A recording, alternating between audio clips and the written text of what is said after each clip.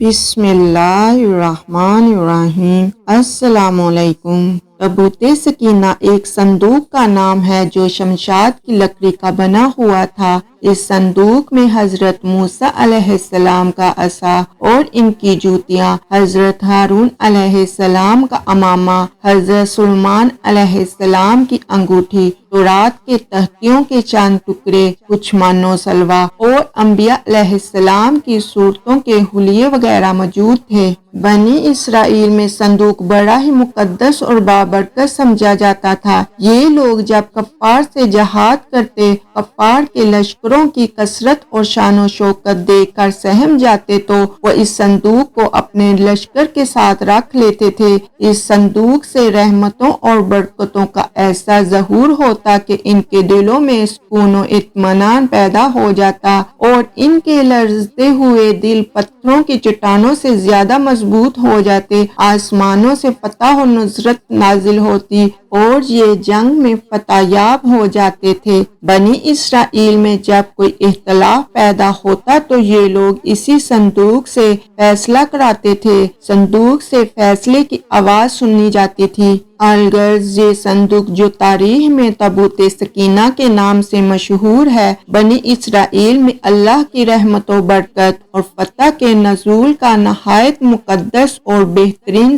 ذریعہ سمجھا جاتا تھا۔ مگر جب بنی اسرائیل طرح طرح کے گناہوں میں مبتلا ہو گئے اور ان کی سرکشی اور بدعمالیاں اپنے عروج پر پہنچ گئیں تو ان پر اللہ کا غضب نازل ہوا۔ کفار کی قوم عمالقہ نے ایک بہت بڑے لشکر کے ساتھ ان لوگوں پر حملہ کر دیا۔ ان کافروں نے بنی اسرائیل کا قتل عام کر کے ان کی عمارتوں کو توڑ پھوڑ کر سارے شہر کو تہس نہس کر ڈالا اور اس مقدس صندوق کو بھی اٹھا کر لے گئے۔ قوم عمالقہ کے کفار نے اس مقدس صندوق کو نجاست کے گندے کوڑے خانے میں پھینک دیا۔ اس بے ادبی کا عمالقہ کے کفار پر یہ وبال پڑا کہ یہ لوگ طرح طرح کی بلاؤں اور بیماریوں میں مبتلا ہو گئے، جس سے قوم عمالقہ کے شہر بالکل برباد اور ویران ہو گئے۔ یہاں تک کہ ان کافروں کو یقین ہو گیا کہ اس مقدس صندوق کی بے ادبی کا عذاب ہم پر نازل ہوا ہے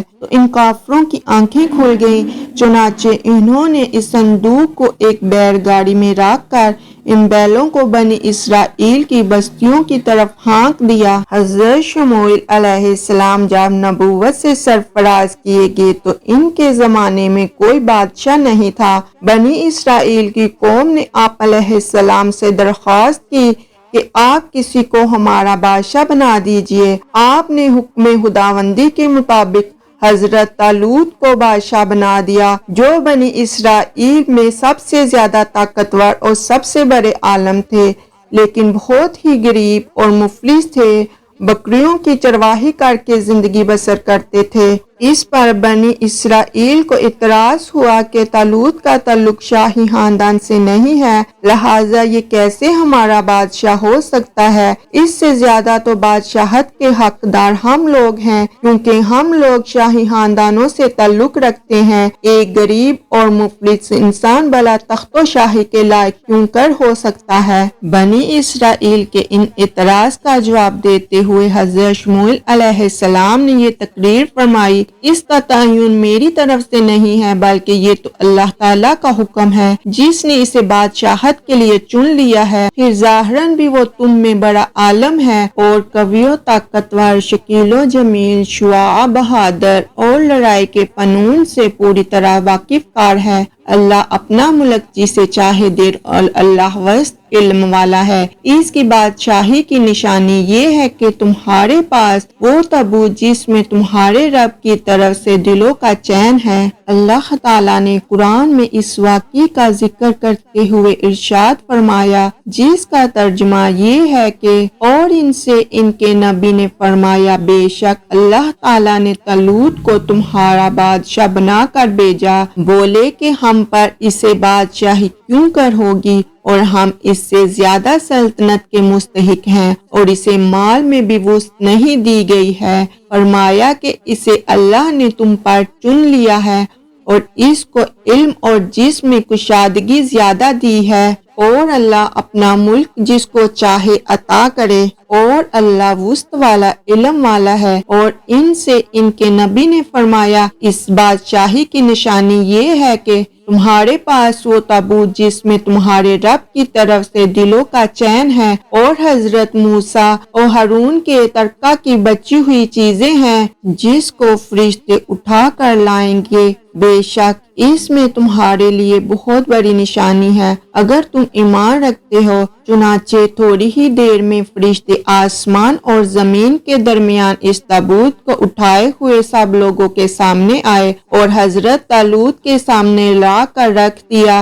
اس تابوت کو دیکھ کر انہیں طالوت کی بادشاہت کا یقین ہو گیا، اور تمام بنی اسرائیل نے حضرت طالوت علیہ السلام کی بادشاہی کو تسلیم کر لیا۔ جب حضرت طالوت بنی اسرائیل کے بادشاہ بن گئے تو آپ نے بنی اسرائیل کو جہاد کے لیے تیار کیا، اور ایک کافر بادشاہ جالوت سے جنگ لڑنے کے لیے اپنی فوج کو لے کر میدان جنگ میں نکلے۔ راستے میں حضرت طالوت نے اپنے لشکر سے کہا کہ اللہ تعالیٰ تمہیں ایک نہر سے آزمانے والا ہے۔ اس نہر کا نام نہر الشریعہ تھا جو اردن اور فلسطین کے درمیان واقع تھی۔ حضرت طالوت نے اپنے لشکر کو ہوشیار کر دیا کہ کوئی بھی اس نہر کا پانی نہ پیے، ہاں اگر کسی نے ایک آدھ گھونٹ پی لیا تو کوئی حرج نہیں۔ لیکن لشکر جب اس نہر کے قریب پہنچا تو پیاس کے شدت سے لشکر کے لوگ نہر پر جھک پڑے اور پیٹ بھر کر پانی پی لیا، مگر ان میں کچھ لوگ پختہ ایمان والے بھی تھے جنہوں نے اس نہر کا پانی نہیں پیا، اور اگر پیا بھی تو ایک آدھ گھونٹ، لیکن جنہوں نے پیٹ بھر کر پانی پیا تھا ان کی پیاس تو بجھ گئی لیکن وہ جنگ کرنے کے قابل نہ رہے۔ لشکر کی 80,000 کی تعداد میں سے 76,000 لوگوں نے پیٹ بھر کر پانی پی لیا۔ ان کی نافرمانی کا یہ اثر ہوا کہ ان کی ہمت پست ہو گئی اور انہوں نے نہایت بزدلانہ پن سے جہاد سے انکار کر دیا، اور دشمن کی زیادتی نے انہیں خوف زدہ کر دیا۔ کہنے لگے کہ ہم جالوت اور اس کے لشکر سے لڑنے کی ہمت نہیں رکھتے۔ صرف 4,000 سپاہی حقیقی فرمانبردار نکلے۔ انہوں نے اللہ کے حضور گر گرا کر دعائیں کی کہ اے اللہ، لڑائی کے وقت ہمارے قدم جما دے اور بھاگنے سے ہمیں بچا لے اور ہمیں دشمنوں پر غالب فرما۔ ان کی دعائیں قبول ہوئیں اور اللہ نے انہیں فتح سے ہمکنار کیا۔ جالوت بہت ہی قد آور نہایت طاقتور بادشاہ تھا۔ دونوں فوجیں میدان جنگ میں لڑائی کے لیے صف آرائی کر چکی تو حضرت طالوت نے اپنے لشکر میں اعلان کر دیا کہ جو شخص جالوت کو قتل کرے گا میں اپنی شہزادی کا نکاح اس سے کر دوں گا اور اپنی آدھی سلطنت بھی اس کو عطا کر دوں گا۔ جب جنگ شروع ہوئی تو حضرت داؤد علیہ السلام نے اپنی گوپھن لے کر آگے بڑھے۔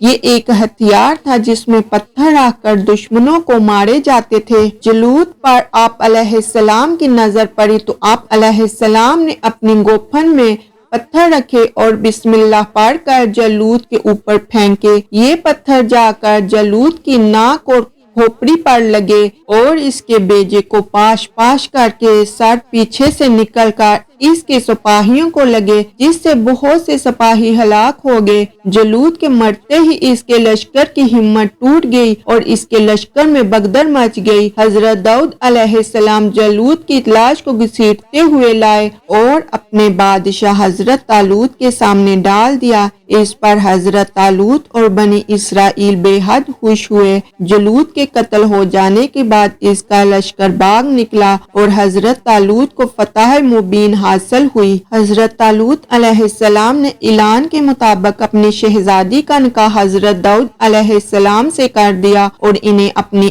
آدھی سلطنت کا بادشاہ بھی بنا دیا۔ اس واقعے کے 40 سال بعد جب حضرت طالوت کا انتقال ہو گیا تو حضرت داؤد علیہ السلام پوری سلطنت کے بادشاہ بن گئے، اور جب حضرت شموئیل علیہ السلام کی بھی وفات ہو گئی تو اللہ تعالیٰ نے داؤد علیہ السلام کو بادشاہت کے ساتھ ساتھ نبوت سے بھی سرفراز فرما دیا۔ ایک روایت میں ہے حضرت داؤد علیہ السلام کی زبردست خواہش تھی کہ وہ اس صندوق یعنی کہ تابوت سکینہ کے لیے ایک مستقل گھر بنائیں تاکہ یہ محفوظ رہے۔ بالآخر حضرت سلیمان علیہ السلام نے اپنے عہد سلطنت میں یہ گھر تعمیر کروایا جو ہیکل سلیمانی کے نام سے مشہور ہوا۔ حضرت سلیمان علیہ السلام نے یہاں خادموں کے لیے رہائش گاہیں بھی بنوائی تھیں۔ ان کے بعد ہر آنے والے بادشاہ نے اس ہیکل کی باراندریوں اور برآمدوں میں اضافہ کیا، حتیٰ کہ تابوت سکینہ کا کمرہ ان مختلف عمارتوں میں چاروں طرف سے گھر گیا۔